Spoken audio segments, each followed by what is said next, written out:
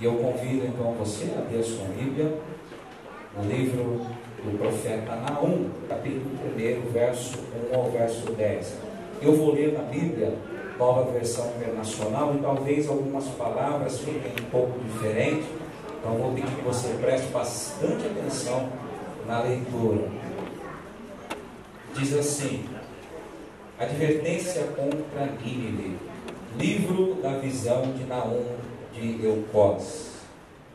O Senhor é Deus zeloso e vingador.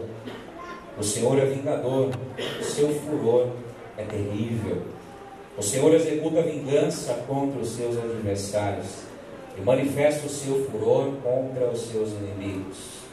Verso 3: o Senhor é muito paciente, mas seu poder é imenso. O Senhor não deixará impune o culpado. O seu caminho está no vendaval e na tempestade, e nas nuvens, e as nuvens são a poeira de seus pés. Ele repreende o mar e o faz secar, faz que todos os rios se sequem. Baçã e o Carmelo se desvanecem, as flores do Líbano murcham. Quando ele se aproxima, os montes tremem e as colinas se derretem. A terra se agita na sua presença, o mundo e todos os que nele vivem. Quem pode resistir à sua indignação? Quem pode suportar o despertar da sua ira? O seu furor se derrama como fogo e as rochas se despedaçam diante dele. O Senhor é bom, um refúgio em tempos de angústia. Ele protege os que nele confiam. Mas com uma enchente devastadora dará fim a Nínive, expulsará os seus inimigos para a escuridão. O Senhor acabará com tudo o que vocês planejarem contra ele. A tribulação não precisará vir uma segunda vez. Embora estejam entrelaçados como espinhos e encharcados de bebidas como bêbados, serão consumidos como a palha mais seca. E você olhasse de novo com bastante carinho para o verso 7. O Senhor é bom, um refúgio em tempos de angústia. Ele protege os que nele confiam. Amém. Amém. O tema da nossa meditação desta noite é: Deus é bom. Deus é bom. Quando nós abrimos a palavra de Deus na carta aos Hebreus, no capítulo 11, no verso 1, nós encontramos uma afirmação extraordinária. A palavra nos ensina que a fé é uma coisa que não depende das circunstâncias. A fé é algo que jamais pode estar atrelado às circunstâncias. Hebreus 11:1 diz para nós que a fé não depende dos nossos sentidos, daquilo que podemos ver, apalpar, sentir. A fé não depende das percepções de cada um de nós. A fé ela é independente em relação às circunstâncias. O texto diz: ora, a fé é a certeza das coisas que se veem, a firme convicção de fatos que não se veem. Interessante. A fé tem a ver com convicções e certezas, não com percepções, não com circunstâncias.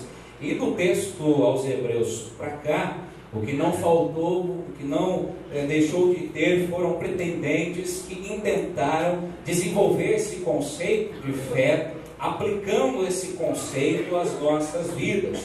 Gente, por exemplo, como Charles Spurgeon, que no seu livro intitulado Tudo pela Graça, define a fé da seguinte forma: fé é saber que Cristo é quem Ele diz ser. Fé é crer que Cristo pode fazer aquilo que Ele diz que pode fazer. Fé é esperar tudo em Cristo e por Cristo.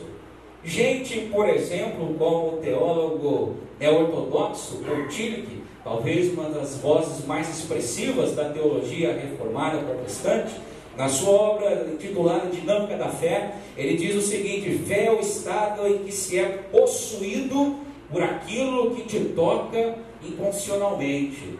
Fé é o estado no qual o seu coração, a sua mente, a sua alma é possuído, é arrebatado, é entregue, se dá, se rende àquilo que te toca, que te toma por completo. Então, meus amados irmãos, fé tem a ver com o estar envolvido, com o ato de crer, sem reserva, sem ressalva, embora a ressalva seja estar possuído incondicionalmente por aquilo que não é condicional. Se a sua fé é condicional, quando a situação for adversa, ela vai ruir.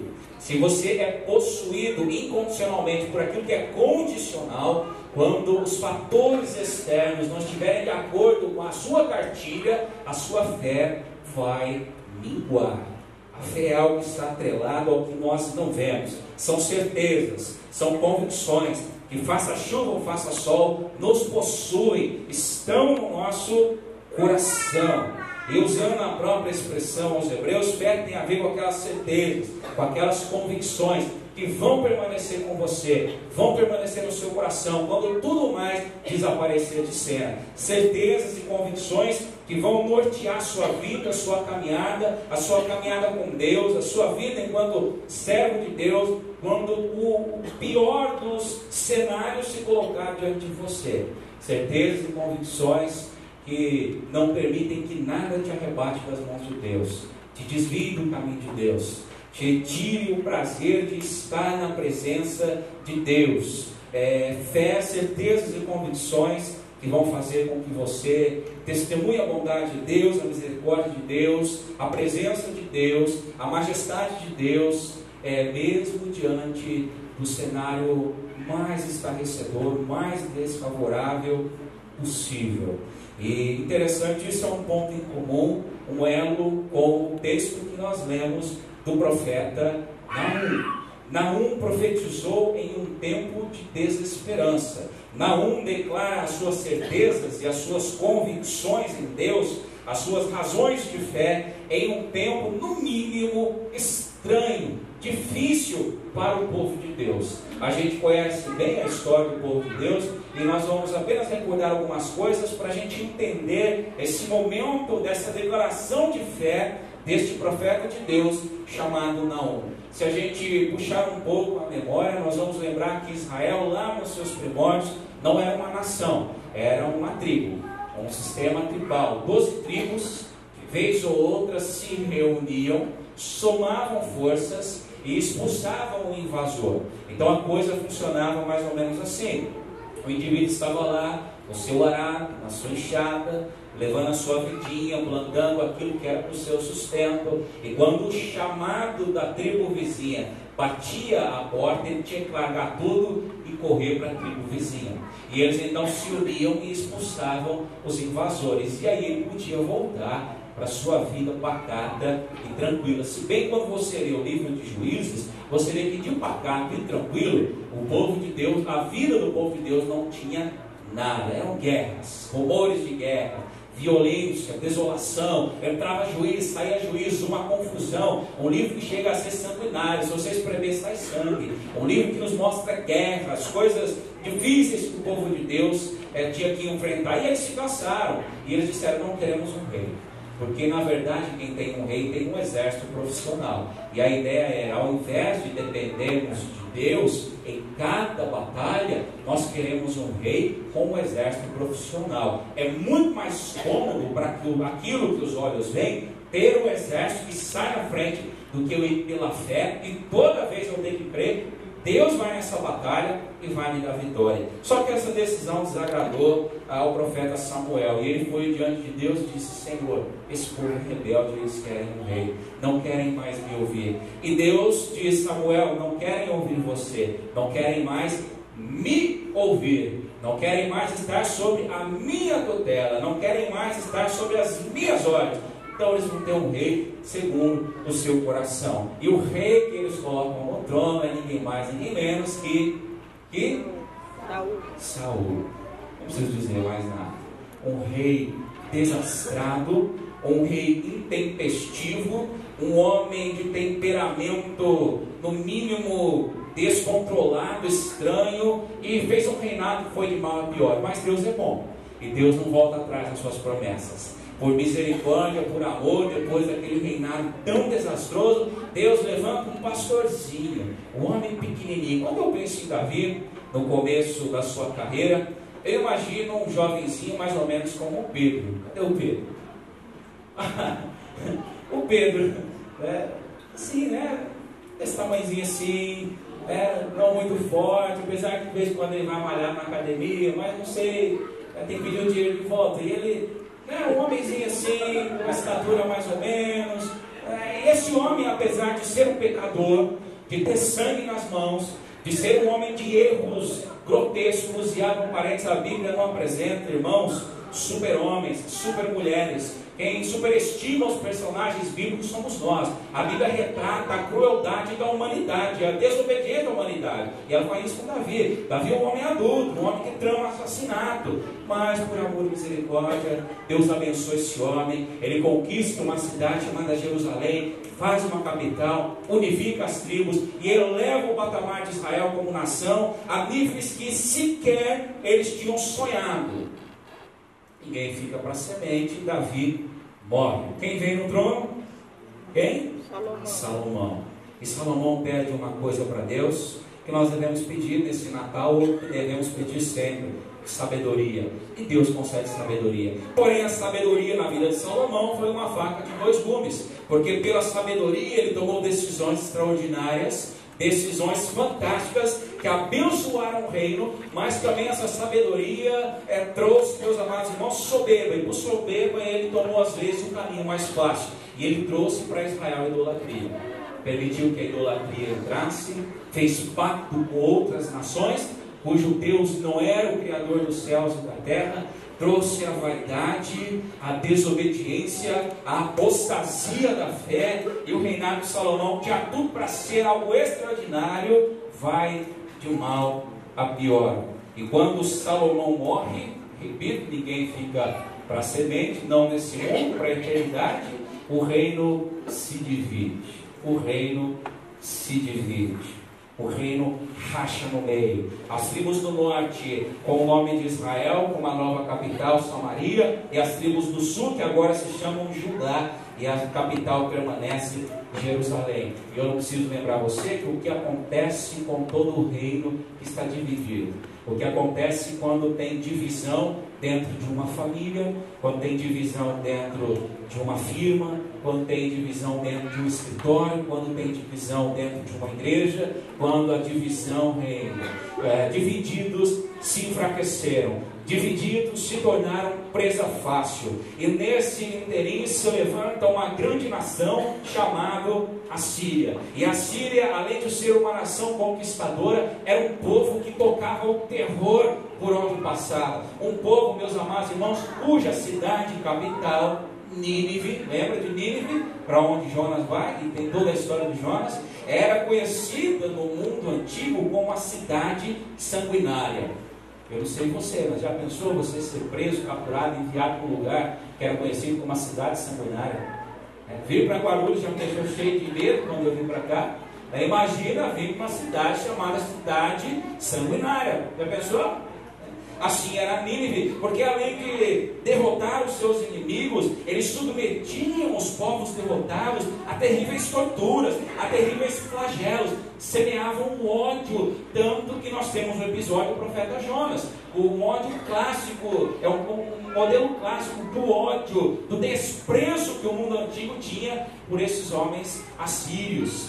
Quando Deus manda Jonas, vai falar: não, quero que o Senhor toque fogo na cabeça desse povo, porque eles merecem perecer pelos seus pecados, pela sua crueldade. Eu sei que o Senhor é bom, e se eu vou lá, o Senhor vai amolecer o coração, o Senhor vai acabar perdoando deles. Eu não vou lá não. A gente sabe toda a história, e a gente sabe o desenrolar dessa história. E meus amados irmãos, esse exército chamado Assíria, de homens conhecidos como sanguinários, que torturavam, que conquistavam, que submetiam as nações conquistadas a serem seus escravos, não demorou para eles chegarem até Israel. E quando eles chegam em Israel, eles destroem completamente o reino do norte. Não ficou pedra sobre pedra. A palavra de Deus nos diz que foi algo terrível. Mulheres foram mortas, crianças foram mortas, casas foram queimadas, coisas foram saqueadas, marcharam impiedosamente, esmagando sobre as suas botas crianças, velhos, tocando, meus amados irmãos, o pior tipo de medo no coração do povo conquistado. Derrisaram com o reino de Israel, não ficou pedra sobre pedra. E agora me parece que Naum olha temendo, porque a bola da vez é o próximo reino, o reino vizinho. Agora os olhares desse exército impiedoso se voltam para Judá. E eu fico imaginando, e convido você a se colocar no lugar dos moradores de Judá. Olha, vem vir um exército aí que é terrível, é sanguinário, é destruidor, não poupa ninguém. Já destruíram os irmãos do reino do lado, e agora vem para cima de nós.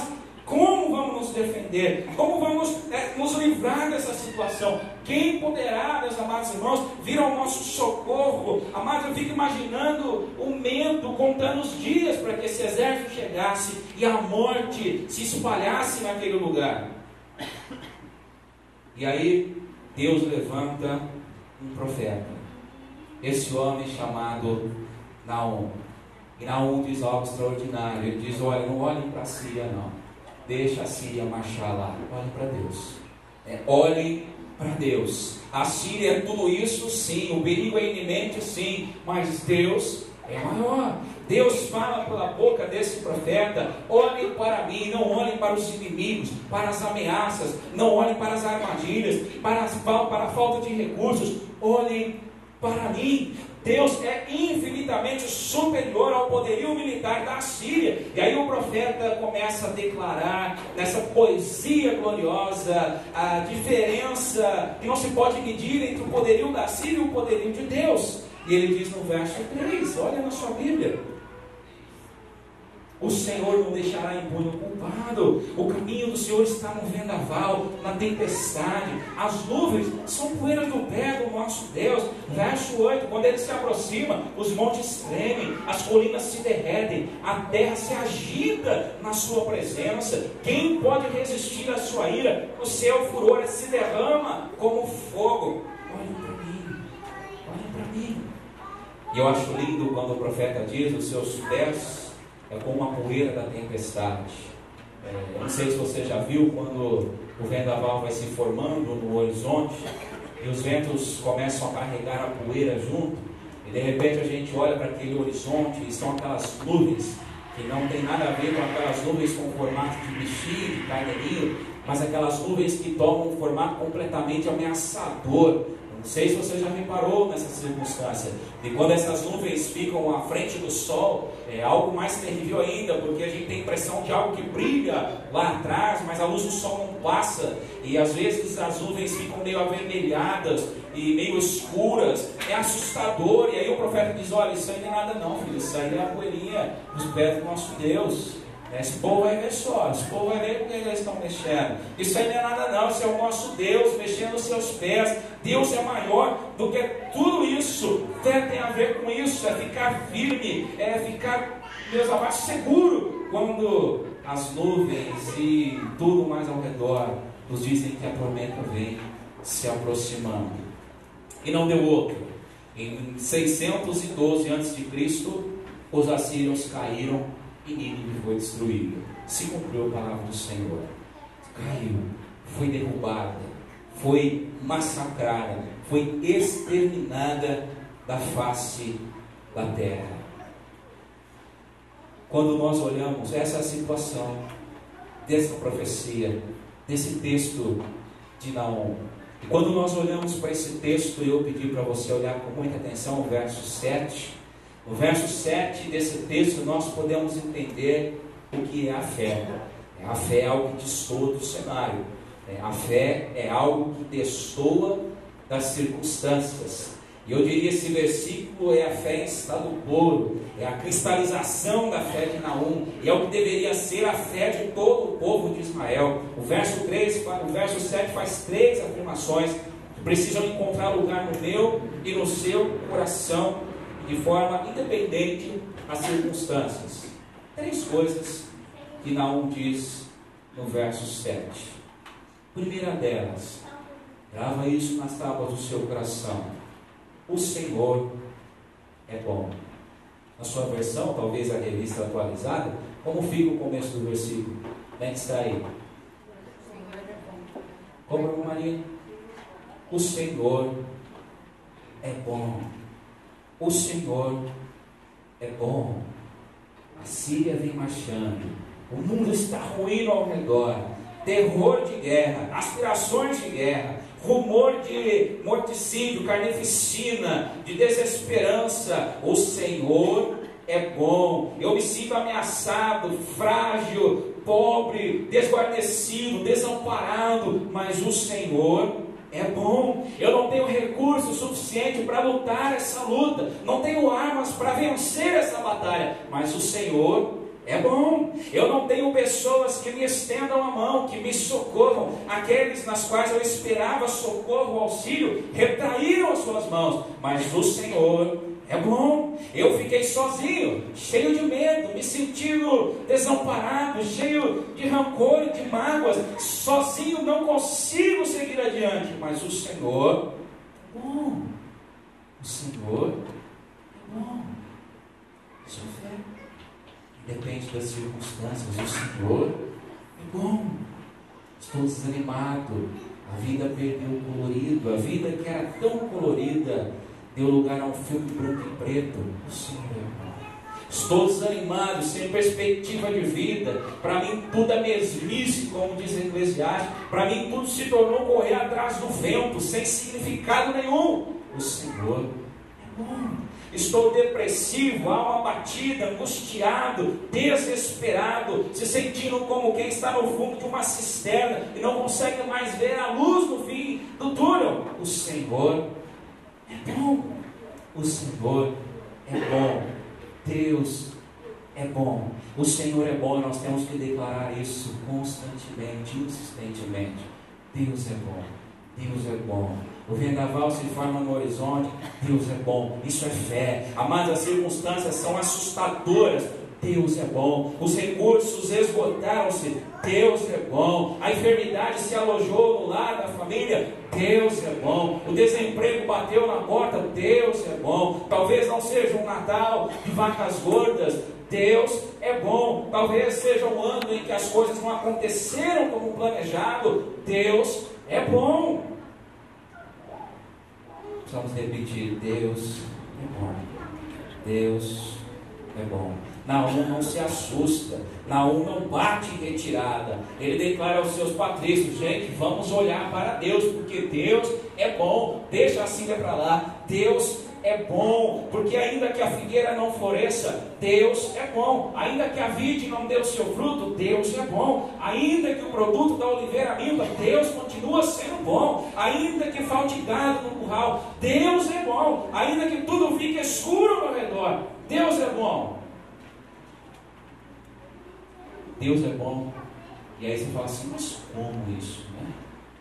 Ele não viu um monte de conta atrasada dentro da casa. Então eu brinquei com um amigo lá no presbitério. Ele estava falando dessas igrejas por aí, que pregam na televisão e tal. Eu falei: eu não assisto mais. Porque outro dia eu estava assistindo. Aí o pastor falou assim: olha, se você tem pouco dinheiro, talões para pagar e não paga, você está com encosto. Aí eu corri para lá e falei: lá eles estão com encosto. Estão com encosto. Ai, Senhor. Aí você fala: olha, na minha vida nada dá certo, eu apanho tanto. Olha, Deus não é bom comigo não, porque para o outro tudo e para mim nada. Para o outro bonança, e para mim só tribulação. O outro está sempre navegando em águas tranquilas e eu estou com o meu barquinho sempre a pique, faltando pouco para afundar. Como Deus é bom. O outro com a despensa farta, repleta, uma família que vai de vento em popa, eu aqui afundado em problemas, em dores, em lágrimas. Como Deus é bom. Deus é bom. Porque a bondade de Deus nada depende das circunstâncias que nós estamos vivendo. Deus é bom por causa do seu caráter.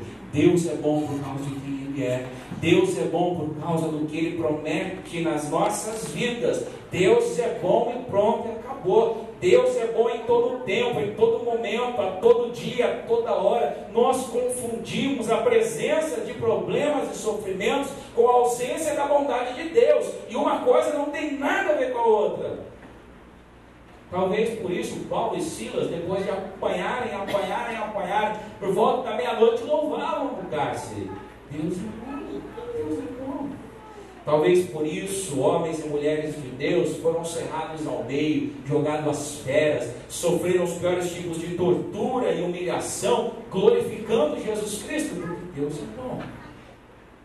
A bondade de Deus depende só de quem Deus é. Deus é bom. Das certezas e convicções que nós precisamos ter no coração, essa é uma das principais. Deus é bom. Deus é bom.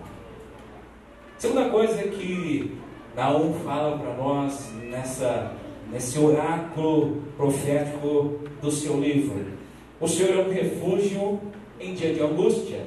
Olha no verso 7. O Senhor é como um refúgio em tempos de angústia. Essa palavra refúgio é cheia de significado, principalmente no Antigo Testamento. Se nós nos lembrarmos, Deus ordenou que se construíssem cidades chamadas de cidades refúgio. Para quê?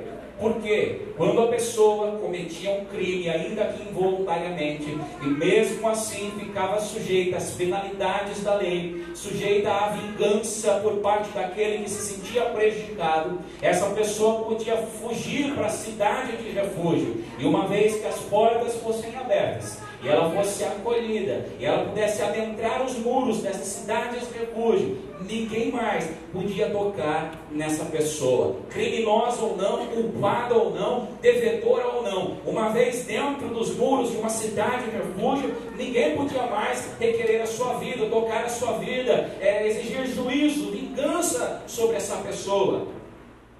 E aí Naum está dizendo para nós, para Israel e para nós, que Deus é assim. Deus é aquele que protege o culpado.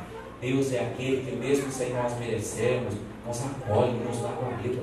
Deus é aquele que, mesmo nós, sendo os piores dos pecadores, criminosos aos olhos de Deus, meus amados irmãos, nada merecedores de nenhum favor do Senhor, o Senhor abre os braços para nós na cruz de Cristo e nos coloca no lugar de refúgio. Em Deus estamos seguros, no pior dos dias, na pior das hipóteses, na pior das circunstâncias. Israel tinha que entender isso. Nós temos que entender isso. Deus é refúgio, mesmo que a gente não mereça. Mesmo que a gente não mereça. E é com essa ideia que o salmista diz no Salmo 91, verso 1: aquele que habita no esconderijo do Altíssimo, a sombra do Onipotente descansará. Está em Deus, tem descanso. Está em Deus, está seguro. Direi ao Senhor, Ele é o meu Deus, o meu refúgio, a minha fortaleza, nele confiarei. Por isso o Salmo 46, o verso 1 a 5 diz: Deus é nosso refúgio e fortaleza, socorro bem presente na tribulação. Portanto, não temeremos, ainda que a terra se mude, ainda que os montes se transportem para o seio dos mares. Deus é um lugar que você pode ir, você vai ser socorrido. Deus é um lugar onde podemos ir e nós vamos encontrar amparo para as nossas vidas. Deus é o lugar aonde nós podemos, amados irmãos, nos esconder quando o mundo desmoronar ao nosso redor. Por isso o salmista diz, termina o Salmo 46 dizendo: ainda que as águas rujam e se perturbem, ainda que os montes se abalem pela sua braveza, há rios cujas correntes alegram a cidade de Deus, o santuário das moradas do Altíssimo. Deus está no meio dela, não será abalada. Deus a ajudará já ao romper da manhã. Deus é refúgio. Quando eu pensava nessa palavra, pensando em Deus como refúgio, aliás, depois que o Arthur nasceu, Deus tem me ensinado algumas lições de fé, coisas que eu racionalizava, mas não sentia. Por exemplo, quando o Arthur nasceu, eu senti João 3,16. O que diz João 3,16? Porque Deus amou o mundo de tal maneira que deu seu Filho unigênito para todo que ele crê não pereça, mas tenha vida eterna. Eu sempre li isso e disse: Senhor, eu creio, eu aceito, eu tomo posse, que seja sobre mim, mas eu não era pai. Eu não podia conceber a dor que seria perder um filho. E esses dias eu sonhei que estava numa multidão, e de repente o Arthur subiu dos meus braços, misericórdia. Eu acho que eu nunca dei um grito tão feio na minha vida. Acordei chorando, suado, desesperado, correndo no bercinho, olhei, estava um anjo. E o coração, sabe, saiu pela boca, eu falei: Senhor. E aí quando eu peguei o Arthur na maternidade, pela primeira vez, eu olhei para o Arthur, veio João 3,16 na minha cabeça. Eu senti João 3,16. Até então eu racionalizava, naquele dia eu senti. Eu falei: Senhor, o que será perder um filho? E como foi do Senhor perder um filho? Interessante, a criança ela é mais ou menos assim. Isso foi com o seu filho, vai ser com seus netos. É assim com o meu filho, vai ser assim com os netos do Valdão. A criança está lá brincando com a bexiga, se Deus quiser, né, Lógico? Né, Fábio? Presente de Natal, Valdão. Deus é bom. Amém. A criança brincando com a bexiga, isso já aconteceu com o Arthur. E ele vai, a criança começa a morder, não é? Ele começa a com o dentinho na bexiga. Eu não dou mais, porque não ia cortar esses dias quando a criança morreu com a bexiga. E a bexiga estoura. Estoura. O que a criança faz? Vem correndo. Aí ela faz aquele gesto, né? Pra quê? Pra você? E quando você pega, ela chora no seu ombro, e ela se acalma. E ela aquieta, e ela se alinha e se aquieta. A palavra mais bonita para nós nos referirmos a Deus foi ensinada por Jesus. Abba. Tem um teólogo que, apesar de se chamar Joaquim Jeremias, ele escreve no seu livro Teologia do Novo Testamento. Esse é um livro cabeceiro de qualquer seminarista do primeiro ano, que essa palavra Abba, ela é uma palavra exclusiva da boca de Jesus. É chamada de ipsíssima vox de Jesus. É uma palavra genuína que sai da boca de Jesus, sem a participação de ninguém, sem nenhum retoque de nenhum tipo de evangelista. É algo original de Jesus. Abba. E a gente vai para a tradução dessa palavra. A melhor tradução não é o que muitos dizem, papai querido, que seria um substantivo adjetivado, papai querido. Abba não quer dizer papai querido. Também não quer dizer de forma diminutiva, papaizinho. Às vezes nós traduzimos Abba por papaizinho. Também não significa papaizinho. A melhor tradução para esse termo que sai da boca de Jesus é pá ou papá. Pá. Já faz tempo que a Cris aprendeu a falar pá. E depois, papá. A criança, na sua tenra idade, ainda balbuciando as palavras, ela aprende a falar pá. E ela chama a gente pá. E a gente vai correndo e abraça essa criança. É interessante, essa palavra ela é desprovida, meus amados irmãos, de qualquer sentido teológico, de qualquer sentido doutrinário. Na verdade, a criança ela não tem ainda faculdades intelectuais para entender o que significa pai, aquele gesto de quando ela fala pá, você abraçá-la. Ela não pensa, por exemplo, olha, eu vou dizer pá, e se ele me abraçar, ele é meu pai, ele é obrigado a me abraçar, eu vou ligar para o conselho tutelar. Não faz isso. A criança não racionaliza desse jeito. É pelos sentidos, é pela experiência. Ela sente que toda vez que ela diz pá, aparece alguém de confiança que faz parte do seu dia a dia e que a socorre. Por isso, quando você vê uma criança no pátio da igreja e você que não é pai, mãe, tio, tenta pegar, piora a coisa, não piora? Aí a criança parece estar morrendo, e a gente dá uma disfarçadinha assim, põe no chão, porque parece estar matando. A criança entra em pânico, porque ela sabe por experiência que quando ela diz pá, alguém que ela protege, alguém que faz tudo ao seu alcance, virá e lhe dará colo, e lhe dará socorro. Ele não precisa muita coisa, basta um pá. Vocês, irmãs, não tem noção de como é para um homem ouvir isso da boca de um filho ou de uma filha. Estou mentindo, irmãos? Fala mamãe, fala cachorro, fala gato. Ih, tá bom, falou, tá falado.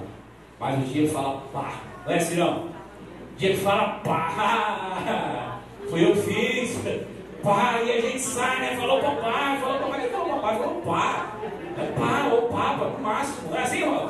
Falou papai, e não precisa muito, e a gente abraça, e é assim que Jesus nos ensina a falar com Deus. Quando toda a teologia cai por terra, meus amados, quando toda a doutrina não serve mais para a vida, não dá respostas mais para a vida, quando todo referencial desaparece, eu posso falar pá, aba, e Ele me abraça, porque Ele é refúgio, e aí nos braços dele, nós podemos chorar tranquilos. Nos braços dele nós podemos nos recompor tranquilamente. Nos braços dele nós podemos ser sarados, curados, abençoados. Abba, Pai. Deus é refúgio. É o seu Pai, meu Pai. Porque Deus é bom. Mesmo não merecendo, Ele nos abraça e cura as nossas feridas. E por último, Ele protege os que nele confiam. O Senhor é bom, diz o começo do verso 7, um refúgio em tempo de angústia. E aí diz no final do versículo, Ele protege os que nele confiam. Hoje foi propositalmente eu trazer essa Bíblia aqui, porque eu queria que vocês lissem o versículo, ouvissem, melhor dizendo, com algumas palavras diferentes. Essa expressão que está aqui, confiam, traduzida do hebraico, ela é uma expressão interessante, ela é muito ampla e difícil de ser traduzida. Ela na Bíblia NVI, nova versão internacional, fica Ele protege os que nele confiam. Na sua Bíblia, se for revista atualizada, do bom e velho João Ferreira de Almeida, vai ficar conhecer. Está assim na sua Bíblia? Ele protege os que nele confiam. Na Bíblia judaica e na linguagem de hoje fica cuidar, o verbo é cuidar. Então Ele protege os que nele confiam, os que o conhecem e os que o cuidam. E interessante, eu faço essa proposta, a gente pode juntar tudo, e as três expressões fazem jus ao texto original. Deus protege, Deus conhece e Deus cuida. Deus protege, Deus conhece e Deus cuida. Deus conhece, acolhe, porque Ele sabe quem você é. Você é o seu filho amado, você é o filho do Senhor, a filha do Senhor. Deus, amados irmãos, protege porque as ameaças ficam de fora. Ele cuida, porque Ele sabe o que é melhor para nós.